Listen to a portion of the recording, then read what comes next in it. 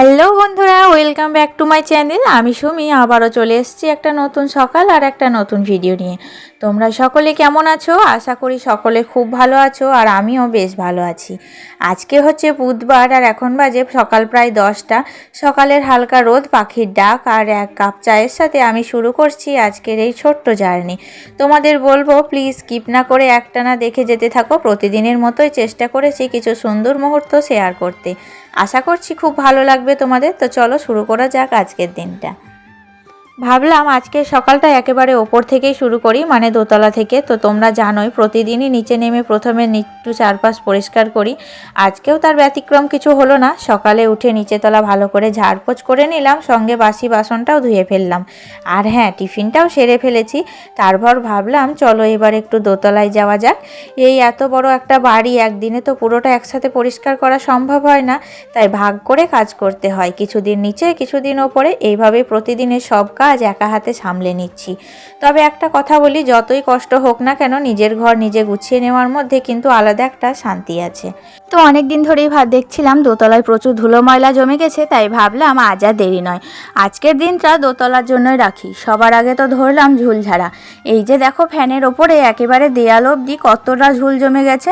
ধীরে ধীরে এক এক করে ঝুলগুলো পরিষ্কার করলাম। আসলে দোতলাটা এখনও রং করা হয়নি, তাই ময়লা জমে আরও বেশি চোখে পড়ে। ভাবছি এবার সময় করে ঘরগুলো রং করেই ফেলবো। রং করলে ঘর দুয়ার অনেক বেশি ফ্রেশ দেখাবে, সাজিয়ে নিতে পারবো সুন্দর করে। তো যাই হোক, বেশ খানিকটা ঝুল আজ ঝেড়ে ফেলতে পেরেছি। এবার বারান্দাটাকে ভালো করে ঝাড়ু দিয়ে নেব। এই দোতলার ফ্যানগুলো তো কিন্তু বেশ উঁচুতে, আমি ঠিকঠাক করে ওখানে হাত পৌঁছতে পারি না। তাই দোতলার ফ্যানগুলো আমি এখন ঝুল ঝাড়ু দিয়ে যতটা সম্ভব হয়েছে ততটাই করলাম।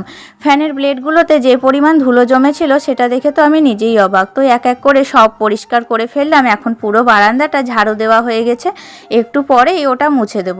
ঘর পরিষ্কার করার পর যে শান্তিটা লাগে সেটা কিন্তু আলাদা।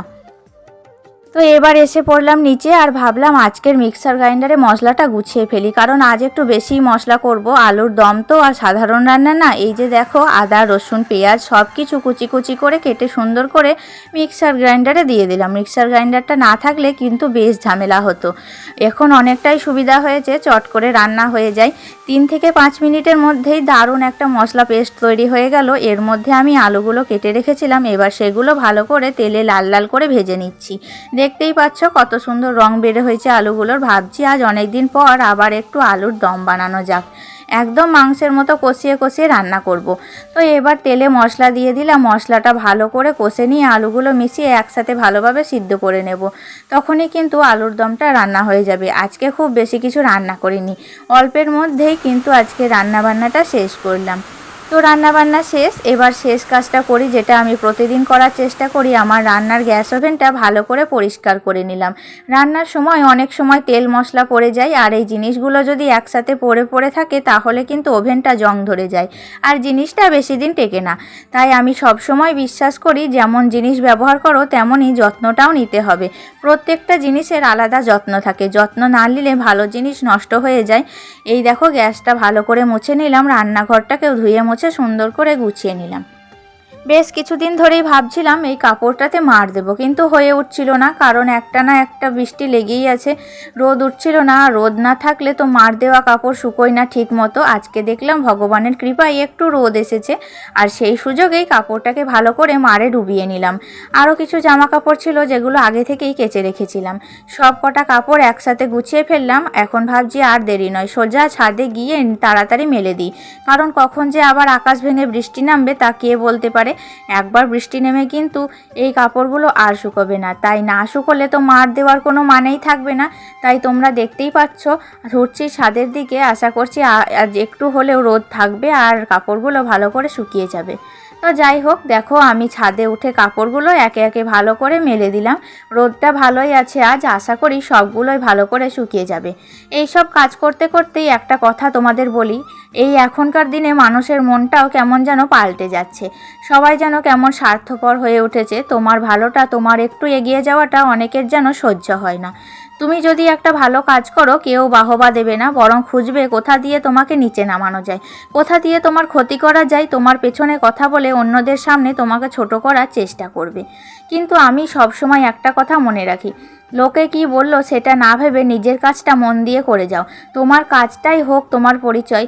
তাই আমি ওদের কথা নিয়ে মাথা ঘামাই না। ওরা বলবেই, ওদের কাজ ওটা, আর আমার কাজ আমি কাজ করে যাওয়া নিজের মতো করে মন দিয়ে। তাই যাই হোক, দেখো আমার কাপড় মেলা কাজটা আজ পুরোপুরি শেষ।